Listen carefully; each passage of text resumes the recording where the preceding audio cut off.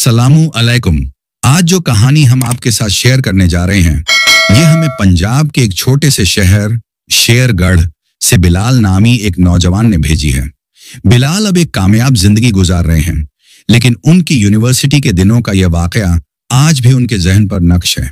यह सिर्फ एक डरावनी कहानी नहीं, बल्कि ईमान, सब्र और खुदी की ताकत का एक ऐसा किस्सा है जो हमें सिखाता है कि असल ताकत जाहिरी नहीं बल्कि बातिनी होती है। आइए बिलाल की जबानी उनकी यह आप बीती सुनते हैं। मेरा नाम बिलाल है और मेरा ताल्लुक शेरगढ़ के एक किसान घराने से है। हम लोग जमीन से जुड़े हुए सादा लोग हैं, मगर हमारा ईमान और दीन से रिश्ता बहुत पुख्ता है। वालिद साहिब ने बचपन ही से हमें स्कूल की तालीम के साथ साथ कुरान पाक की तालीम भी दिलवाई। अल्लाह का करम है कि मैंने कुरान हिफ्ज़ किया, जिसके साथ साथ मसनून दुआओं और हिसारबंदी के तरीकों पर भी खास तवज्जो दी गई। हमारे गांव में जिन्नात, भूत प्रेत और दीगर हवाई मखलूकात के कस्से कहानियां आम थीं। मैं तो ऐसे ही वाकयात सुनते और कभी कभार महसूस करते हुए बड़ा हुआ था। मेरे वालिदैन गरीब जरूर थे, मगर वो उन मखलूकात की शरारतों से बचने का हुनर जानते थे। हमें हिफ्ज़ के दौरान खास तौर पर ऐसी दुआएं नज़बर कराई जाती थीं जिनसे आप अपना रूहानी हिसार कायम कर सकते हैं और उन मखलूकात के शर से महफूज रह सकते हैं। सुबह व शाम उन दुआओं का विर्द करना और अपने गिर्द एक ख्याली मगर रूहानी फसील बांधना हमारा मामूल था। इसीलिए अल्लाह ने हमें हमेशा उन मखलूकात के शर से महफूज रखा। मगर मैं यह नहीं जानता था कि बचपन की यह तालीम मुस्तकबिल में मेरे लिए किस तरह ढाल बनेगी। इस बात की गहराई मुझे तब समझ आई जब मैं यूनिवर्सिटी की तालीम के लिए शहर आया। हमारे इलाके में मैट्रिक तक सरकारी स्कूल से तालीम हासिल करने के बाद मैंने प्राइवेट कॉलेज से इंटरमीडिएट किया। मेरे नंबर बहुत अच्छे आए क्योंकि मैं शुरू से ही पढ़ाई में मेहनती और ज़हीन था। मेरे वालिद एक किसान हैं और किसानों के माशी हालात से कौन वाकिफ नहीं। हम 4 बहन भाई हैं, 3 बहनें और मैं इकलौता भाई। मुझे बचपन से ही तालीम हासिल करके अपनी और अपने घर वालों की तकदीर बदलने का जुनून था। मेरी बहनों को पढ़ाई से ज्यादा रगबत न थी। गांव में हाई स्कूल होने के बावजूद वो बामुश्किल लिखना पढ़ना ही सीख पाई, लेकिन दूसरी तरफ वो दीनी तालीम में बहुत आगे थी। सब हाफिजा और आलिमा थी। मेरा ख्वाब कुछ और था। मैं आगे पढ़ना चाहता था ताकि अपने हालात बदल सकूं। इंटर के बाद यूनिवर्सिटी में दाखिले के लिए मेरे गांव के चचा इकराम के बेटे जुनैद ने मेरी रहनुमाई की। जुनैद को शहर की यूनिवर्सिटी में पढ़ता देखकर ही मेरे दिल में भी यह ख्वाहिश जागी थी कि मैं भी आला तालीम हासिल करूं। यह पहली बार था कि मैं किसी बड़े शहर जा रहा था। गांव के सीधे सादे माहौल का आदी होने की वजह से हॉस्टल में रहने का तसव्वुर ही मुझे मुश्किल लग रहा था। मगर जुनैद ने समझाया कि शुरू में परेशानी होगी, लेकिन जब एक दफा शहर, हॉस्टल और यूनिवर्सिटी के माहौल को समझ जाओगे तो जिंदगी आसान हो जाएगी। खैर, मेरा पहला सेमेस्टर शुरू हुआ। शुरू के दिन मेरे लिए बहुत कठिन थे। ज्यादातर तुलबा मेरा बहुत मजाक उड़ाते। मेरे बात करने का देहाती अंदाज और उनके शहरी लबो लहजे में जमीन आसमान का फर्क था। मैंने अपनी जिंदगी गांव की पगडंडियों और खेतों से बाहर गुजारी ही नहीं थी। तुलबा को वैसे भी एक दूसरे के नाम रखने और किसी को चिढ़ाने का बहुत शौक होता है, और यूं मैं पूरी यूनिवर्सिटी में पेंडू के नाम से मशहूर हो गया। मैं जहां से गुजरता लड़कों के गिरोह मुझ पर आवाजें कसते और पेंडू पेंडू कहकर पुकारते। मेरा लिबास उनकी तरह जदीद न था, न मेरे बालों का स्टाइल, न मेरे चलने का अंदाज। मैं उन सब में एक अलग और अजीब मखलूक लगता था। क्लास में लेक्चर के दौरान अगर मैं उस्ताद से कोई सवाल पूछता तो पीछे से लड़कों का एक मखसूस गिरोह मुझ पर जुमले कसना शुरू कर देता। असातिजा भी अक्सर उन अमीर और बाअसर लड़कों को कुछ कहने से गुरेज करते थे। जुनैद मुझसे यूनिवर्सिटी में कम ही मिलता क्योंकि उसका और मेरा डिपार्टमेंट अलग अलग और काफी फासले पर थे। कभी कभार शाम को मुलाकात होती तो मैं उसे सब बताता। वो कहता कि खामोश रहना, उन्हें जवाब मत देना, क्योंकि इनमें से ज्यादातर लड़के तुलबा तंजीमों से ताल्लुक रखते हैं और बहुत असर और रसूख वाले हैं। दाखिला तो उन्होंने सिर्फ खाना पूरी के लिए लिया है। कुछ अरसे की बात है, उनके हाथ कोई और मशगला लग जाएगा और वो तुम्हारा पीछा छोड़ देंगे। बस उन्हें नजरअंदाज करो। मैंने ऐसा ही किया। मैं खामोश रहता, उनकी बातों का कोई जवाब न देता, लेकिन तन्हाई में मेरा दिल खून के आंसू रोता। उनका मजाक इतना शदीद होता कि मेरा दिल चाहता कि जमीन फट जाए और मैं इसमें समा जाऊं। रात को जब सोने के लिए लेटता तो मेरा तकिया आंसुओं से भीग जाता। मैं अल्लाह से मदद मांगता और खुद को इस काबिल बना लेना चाहता था कि मैं भी उन जैसा बन जाऊं। कम अज कम मेरा हुलिया और बोलने का अंदाज ऐसा हो जाए कि कोई मेरा मजाक न उड़ा सके। इस एहसास कमतरी की वजह से मैं यूनिवर्सिटी के बाद अपने कमरे ही में रहने को तरजीह देता ताकि उनकी नजरों से बचा रहूं। हॉस्टल में मेरा कमरा तीसरी मंजिल पर था और जिन लड़कों का गिरोह मुझे सबसे ज्यादा तंग करता था उनके कमरे ठीक नीचे दूसरी मंजिल पर थे। इसलिए मेरा सामना उनसे आते जाते होता ही रहता था, मगर बर्दाश्त करना मेरी मजबूरी थी। मेरे साथ जो रूममेट था काशिफ, उसका रवैया भी बहुत अजीब था। वो यूनिवर्सिटी से सीधा कमरे में आता, किताबें रखता, फ्रेश होता और इस दौरान वो मुझे कुछ अजीब नजरों से देखता। कभी मुझे घूरता, कभी कमरे के दरो दीवार को तकता और फिर खामोशी से कमरे से बाहर चला जाता और रात गए सिर्फ सोने के लिए वापस आता। सलाम दुआ के अलावा वो मुझसे कोई बात नहीं करता था। पहले तो मैं समझ नहीं सका कि वो ऐसा क्यों करता है, लेकिन बाद में जब मेरे साथ कुछ वाकयात पेश आना शुरू हुए तो मैं मामले की तह तक पहुंच गया। मैंने इन तमाम परेशानियों के बावजूद अपनी पढ़ाई को मुतासिर नहीं होने दिया। मैं पूरी तवज्जो से सिर्फ पढ़ता ताकि अपने ख्वाब को हासिल कर सकूं। मगर जल्द ही मेरे साथ हॉस्टल के इस कमरे में कुछ ऐसे वाकयात होना शुरू हो गए कि मेरा ध्यान पढ़ाई से बार बार हटने लगा। जैसा कि मैंने बताया, हम गांव के लोग गैर मरे मखलूका के वजूद से वाकिफ होते हैं और अक्सर उन्हें महसूस भी करते हैं। तो जब मेरे कमरे में कुछ गैर मामूली सरगर्मियां शुरू हुई तो मैं फौरन समझ गया कि यहाँ कोई चीज मौजूद है और वो चीज मुझे डरा कर अपने होने का एहसास दिला रही है। कमरे का दर्जा-ए हरारत अक्सर बगैर किसी वजह के इंतहाई सर्द हो जाता, जैसे किसी ने बर्फ की सिलेन रख दी हो। मैं जब नया नया हॉस्टल आया था तो कमरे की इस मुस्तकिल ठंडक को महसूस करके ठिठक गया था कि चलो, जिन्हें मैं गांव छोड़ आया था उनसे मुलाकात यहां भी हो गई। लेकिन फिर मैंने खुद को संभाला। यह एक मुअन्नस मखलूक थी जिसने शुरू में मेरी चीजें इधर उधर करना शुरू की। अगर मैं वॉशरूम जाने के लिए तौलिया अलमारी के हुक पर लटकाता तो वापस आकर देखता तो वो बिस्तर पर पड़ा होता। नहाने के दौरान शैम्पू की बोतल साथ लेकर जाता, लेकिन जब इस्तेमाल करने के लिए हाथ बढ़ाता तो शैम्पू गायब होता।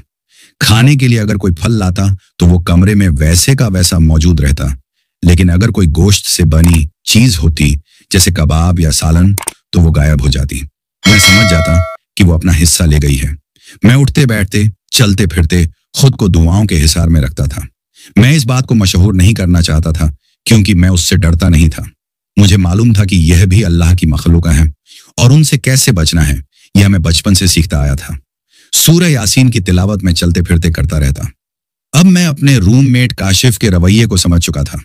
मैं जान गया था कि इस मखलूक ने उसे बहुत तंग किया है और इसी वजह से वो कमरे से भागता है और अपना ज्यादातर वक्त दूसरे दोस्तों के कमरों में गुजारता है। वो शायद अपना कमरा तब्दील करवाने की कोशिश में था, लेकिन इंतजामिया की सुस्ती की वजह से कामयाब नहीं हो पा रहा था। मैं अभी तक यह नहीं जानता था कि वो मखलूक जिन है, भूत है या चुड़ैल, बस उसके शर से बचने की तदबीर करता रहता था। जब उस मखलूक को लगा कि मैं उसकी किसी भी हरकत पर कोई रद्द-ए-अमल नहीं दे रहा, न डर रहा हूं, न शोर मचा रहा हूं, तो उसने अपनी मौजूदगी को मजीद वाज़ेह करना शुरू कर दिया। क्योंकि उसूल यही है, आप जितना डरते हैं ये मखलूक आपको उतना ही ज्यादा डराती है। एक रात में पढ़ते पढ़ते थक कर किताबें एक तरफ रखी और बिस्तर पर लेट गया। मुझे लगा जैसे किसी ने मेरे पैरों को जोर से खींचा हो। मैंने आंखें खोली तो कमरे में घुप अंधेरा था, लेकिन मुझे अपने बिस्तर के पांवों की तरफ एक साया खड़ा नजर आया। वो एक औरत का हयूला था जो बस खामोशी से मुझे घूर रहा था। एक लम्हे के लिए मेरे जिस्म में खौफ की एक सर्द लहर दौड़ गई, लेकिन अगले ही लम्हे मैंने खुद को संभाला और बुलंद आवाज में सूरह अल फल्क और सूरह अन्नास पढ़ना शुरू कर दी। मेरी आवाज कमरे में गूंजी तो वो साया धीरे धीरे हवा में तहलील हो गया। इस वाकये ने यह तो साबित कर दिया था कि मेरा शक दुरुस्त था, लेकिन अभी असल कन्फ्रंटेशन होना बाकी था। पहले वाकये के बाद कमरे में एक अजीब सी खामोशी छा गई, लेकिन यह तूफान से पहले का सुकूत था। मैं जानता था कि वो मखलूका हार मानने वाली नहीं थी। मेरा रद्द अमल न देना और न डरना शायद उसकी अना को ठेस पहुंचा गया था। अब उसने अपनी हिकमत अमली बदल ली थी। चीजों को गायब करने या साया दिखाने के बजाय अब उसने बराह ए रास्त राब्ते की कोशिश शुरू कर दी। रात को सोते हुए मुझे अक्सर अपने कानों में सरगोशियां सुनाई देती, जैसे कोई बहुत धीमे लहजे में मेरा नाम पुकार रहा हो। कभी लगता जैसे कोई मेरे बिस्तर के पास खड़े होकर रो रहा है। सिसकियों की आवाज साफ सुनाई देती। मैं हर बार आंखें बंद किए दरूद शरीफ और दीगर दुआओं का विर्द शुरू कर देता और कुछ देर बाद वो आवाजें दम तोड़ जाती। मेरा रूममेट काशिफ अब मुझसे पहले से भी ज्यादा खिंचा खिंचा रहने लगा था। उसकी आंखों में मेरे लिए खौफ और हैरत का मिला जुला तासुर होता, जैसे वो पूछना चाहता हो कि तुम आखिर हो क्या चीज, लेकिन उसमें हिम्मत नहीं होती थी। उधर यूनिवर्सिटी में जुहैर और उसके दोस्तों का गिरोह बदस्तूर अपनी हरकतों में मसरूफ था। उनका मुझे पेंडू कहकर छेड़ना रोज का मामूल था, लेकिन अब उनकी बातों का मुंह पर असर होना कम हो गया था। एक तरफ उन लोगों की जहनी अजियत थी तो दूसरी तरफ कमरे में गैर मरई मखलूक की मौजूदगी का दबाव। इन दो मुहाजों पर लड़ते लड़ते मैं शायद अंदर से बहुत मजबूत हो गया था। फिर एक दिन उस मखलूक ने अपने आप को मुझ पर पूरी तरह जाहिर कर दिया। यह फज्र की अजान से कोई आधा घंटा पहले का वक्त था। मैं गहरी नींद में था कि मुझे महसूस हुआ जैसे कोई मेरे कंधे को पकड़कर जोर जोर से हिला रहा है। मैं हड़बड़ाकर उठ बैठा। कमरे में हल्की सी रोशनी थी जो खिड़की से आ रही थी। मैंने देखा कि मेरे बिस्तर के बिल्कुल पास चंद इंच के फासले पर एक औरत खड़ी थी। उसका आधा चेहरा जला हुआ था, जैसे किसी ने तेजाब फेंक दिया हो। जली हुई खाल उसके गालों से लटक रही थी और उस तरफ की आंख का डीला बाहर को उबला पड़ रहा था। उसके बाल लंबे और उलझे हुए थे और उसने मैले कुचैले कपड़े पहन रखे थे। एक लम्हे को मेरा दिल हल्का में आकर अटक गया और सांस रुकने लगी। वो कमरे में मौजूद आईने के पास खड़ी थी, मगर हैरत अंगेज तौर पर उसका कोई अक्स आईने में नजर नहीं आ रहा था। ये मंजर इतना होलनाक था कि किसी आम इंसान का दिल खौफ से फट जाता, मगर बचपन की तरबियत और अल्लाह पर पुख्ता यकीन ने मुझे संभाल लिया। दूसरे ही लम्हे मैंने अपने खौफ पर काबू पाया और पूरी कव्वत और बुलंद आवाज से आयतुल कुर्सी का विर्द शुरू कर दिया। मेरा आयतुल कुर्सी पढ़ना था कि उसके चेहरे के तासुरात यकदम बदल गए। उसकी आंखों में शदीद गुस्सा और नफरत उभर आई और उसने एक दहाड़ मारी जो किसी जानवर की चीख जैसी थी। उसकी चीख के साथ ही वो एक काले धुएं की तरह हवा में तहलील हो गई। मैं कांपते हुए हाथों से बिस्तर पर बैठ गया और सुबह की अजान तक कुरान पाक की तिलावत करता रहा।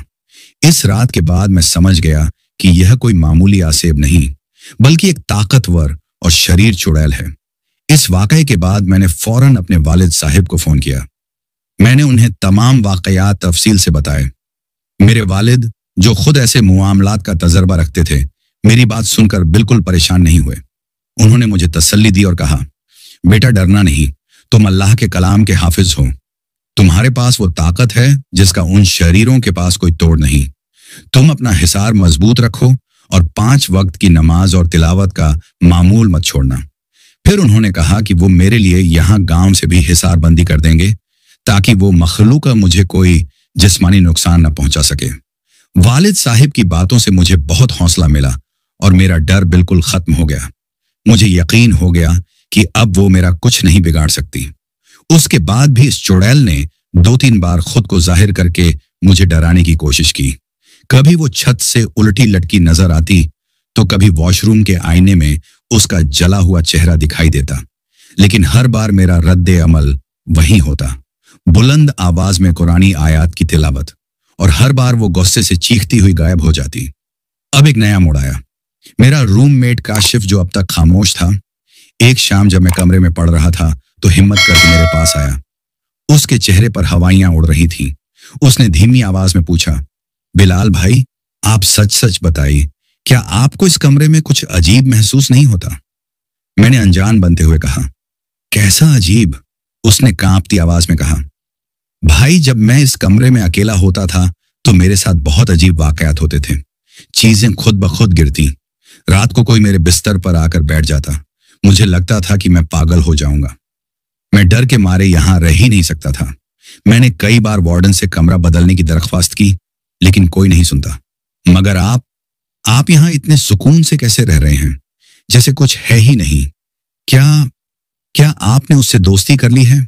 उसके आखिरी जुमले पर मुझे हंसी आ गई, लेकिन मैंने खुद को संजीदा रखा। मैं जानता था कि अगर मैंने सच बता दिया तो ये बात पूरे हॉस्टल में फैल जाएगी कि मैं कोई आमिल, पीर या फकीर हूं, और फिर मेरा यहां रहना मजीद मुश्किल हो जाता। मैंने सिर्फ इतना कहा, काशिफ, तुम वहम करते हो, मैं तो 5 वक्त का नमाजी हूं और अल्लाह का कलाम पढ़ता रहता हूं। जिस जगह अल्लाह का नाम लिया जाए वहां ऐसी कोई चीज नहीं ठहर सकती। तुम भी नमाज पढ़ा करो, सब ठीक हो जाएगा। मेरी इस बात का उस पर गहरा असर हुआ। वो खामोशी से सर हिलाकर चला गया। शायद मेरी बात उसके दिल में उतर गई थी, या शायद वो मुझे कोई पहुंचा हुआ बुजुर्ग समझने लगा था। अब इस चुड़ैल ने मुझे सताने का हर हरबा आजमा लिया था। जब वो किसी भी तरह मेरे काबू में ना आई और वालिद साहिब की तरफ से की गई हिसार बंदी ने उसके रास्ते मजीद मसदूद कर दिए, तो उसने मुझे नुकसान पहुंचाने की कोशिश तर्क कर दी। मेरे कमरे में गैर मामूली सरगर्मियों का सिलसिला आहिस्ता आहिस्ता खत्म होने लगा। लेकिन यह कहानी यहां खत्म नहीं हुई। अब जो वाकयात मेरे कमरे में हो रहे थे, वैसे ही वाकयात मुझसे नीचे वाले फ्लोर पर, यानी दूसरी मंजिल के कमरों में होना शुरू हो गए। और वो कमरे उन्हीं लड़कों के थे जो मुझे पेंडू कहकर तंग करते थे। जल्द ही पूरे फ्लोर पर एक हलचल मच गई और उनकी हंसी और कह कहे खौफ और चीखों में बदलने लगे। मेरे कमरे में सुकून हो चुका था, लेकिन अब हॉस्टल की दूसरी मंजिल एक खौफनाक कहानी का मरकज बन चुकी थी। जोहैर और उसके दोस्त, जो कल तक पूरे हॉस्टल में दंदनाते फिरते थे और हर कमजोर तालिबे इल्म को तजहीक का निशाना बनाते थे, अब खुद दहशत का शिकार थे। रातों को उनके कमरों से चीखने, चिल्लाने और चीजें टूटने की आवाजें आने लगीं। कभी कोई कहता कि सोते हुए किसी ने उसे बिस्तर से नीचे गिरा दिया, तो कोई शिकायत करता कि वॉशरूम में उसे किसी ने बंद कर दिया और दरवाजा बाहर से खटखटाता रहा। उनकी हालत दिन ब दिन गैर होती जा रही थी। नींद पूरी न होने की वजह से उनकी आंखों के गिर्द स्याह हल्के पड़ गए थे और चेहरों पर हर वक्त एक अनजाना खौफ तारी रहता था। वो चुड़ैल जो मेरे रूहानी हिसार को तोड़ने में नाकाम रही थी, अब उन लड़कों पर अपनी सारी ताकत आजमा रही थी। ये लड़के ना तो नमाजी थे और न ही उनका दीन से कोई मजबूत ताल्लुक था। उनके दिल तकब्बुर, गुरूर और दूसरों को कमतर समझने की स्याही से भरे हुए थे। ऐसे दिल शैतानी कव्वतों के लिए सबसे आसान हदफ होते हैं। अब यूनिवर्सिटी में उनका रवैया यकसर बदल चुका था। वो लड़के जो मुझे देखकर आवाजें कसते थे, अब नजरें चुरा कर गुजर जाते। उनके पास अब किसी का मजाक उड़ाने का वक्त ही नहीं था। वो अपने ही मामलात में बुरी तरह उलझ गए थे। मेरा रूममेट काशिफ अब काफी हद तक नॉर्मल हो चुका था और अक्सर वक्त कमरे में ही गुजारता। वो हैरान था कि जो आसेब उसे डराता था, वो अब नीचे वाले फ्लोर पर कैसे मुंतकिल हो गया। एक दिन उसने मुझसे कहा, बिलाल भाई, ये सब बहुत अजीब है। मुझे लगता है कि वो मखलूका आपसे डरकर भाग गई है और अब उन लड़कों को तंग कर रही है। सच है, अल्लाह वालों के करीब शैतान नहीं भटकता। मैं उसकी बात सुनकर बस मुस्कुरा दिया और कुछ न कहा। मैं नहीं चाहता था कि यह राज खुले कि इस मामले में मेरा कोई किरदार है। कुछ ही हफ्तों में जोहैर और उसके दोस्तों की हालत इतनी खराब हो गई कि उनके वालिदैन को हॉस्टल आना पड़ा। उनमें से एक लड़के को तो असभी झटके लगने शुरू हो गए थे और उसे अस्पताल में दाखिल करवाना पड़ा। बाकी लड़के भी इतने खौफजदा थे कि उन्होंने हॉस्टल में रहने से इनकार कर दिया। उनके वालिदैन ने हॉस्टल इंतजामिया से बहुत शिकायत की, मगर कोई भी इस मामले को संजीदगी से लेने को तैयार नहीं था। आखिरकार जोहैर समेत इस गिरोह के तमाम लड़कों ने हॉस्टल छोड़ दिया और कुछ तो यूनिवर्सिटी ही छोड़कर चले गए। उनके जाने के बाद दूसरी मंजिल पर भी आहिस्ता आहिस्ता सुकून हो गया। मकाफात अमल ने अपना काम कर दिखाया था। जिन्होंने मुझे जहनी अजियत दी थी, कुदरत ने उन्हें एक ऐसी अजियत में मुब्तला किया जिसका उनके पास कोई इलाज न था। उन लड़कों के जाने के बाद मेरी जिंदगी बहुत पुरसुकून हो गई। अब कोई मुझे पेंडू कहकर नहीं पुकारता था।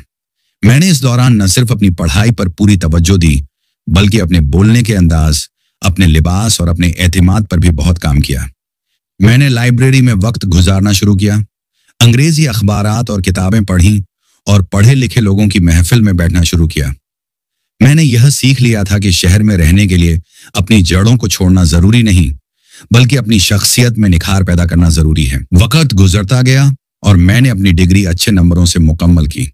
अल्लाह के फजल से मुझे एक बहुत अच्छी कंपनी में नौकरी मिल गई। मैंने वो ख्वाब पूरा कर लिया था जो मैं शेरगढ़ के खेतों से लेकर निकला था। मैंने अपने हालात बदल दिए थे, लेकिन मैं आज भी वही बिलाल हूं जो अंदर से एक किसान का बेटा है, जो 5 वक्त का नमाजी है और जिसका अल्लाह पर यकीन हर चीज से बढ़कर है। आज जब मैं पीछे मुड़कर देखता हूं तो मुझे एहसास होता है कि यूनिवर्सिटी के वो इब्तिदाई दिन मेरे लिए एक इम्तिहान थे। एक तरफ समाजी दबाव था और दूसरी तरफ मा फौका उल फितरत मखलूका का खौफ। लेकिन मेरे वालिदैन की दी हुई दीनी तालीम और मेरे ईमान की ताकत ने मुझे इन दोनों मुहाजों पर सुरखरू किया। मुझे समझ आया कि असल हिसार दुआओं का वो किला है जो हम अपने गिर्द तामीर करते हैं, जिसे न तो इंसानों की नफरत तोड़ सकती है और न ही जिन्नात की शरारत। ये वाकया मेरी जिंदगी का एक अहम सबक है। ये बताता है कि अगर आप हक पर हैं और आपका भरोसा अल्लाह पर है तो दुनिया की कोई ताकत आपको नुकसान नहीं पहुंचा सकती। वो चुड़ैल शायद इस कमरे में बरसों से थी, लेकिन वो सिर्फ उन लोगों को ही नुकसान पहुंचा सकती थी जो रूहानी तौर पर कमजोर थे। मेरा हाफिज कुरान होना और दुआओं का इल्म मेरे लिए एक ऐसी ढाल बन गया जिसे वो उबूर न कर सकी।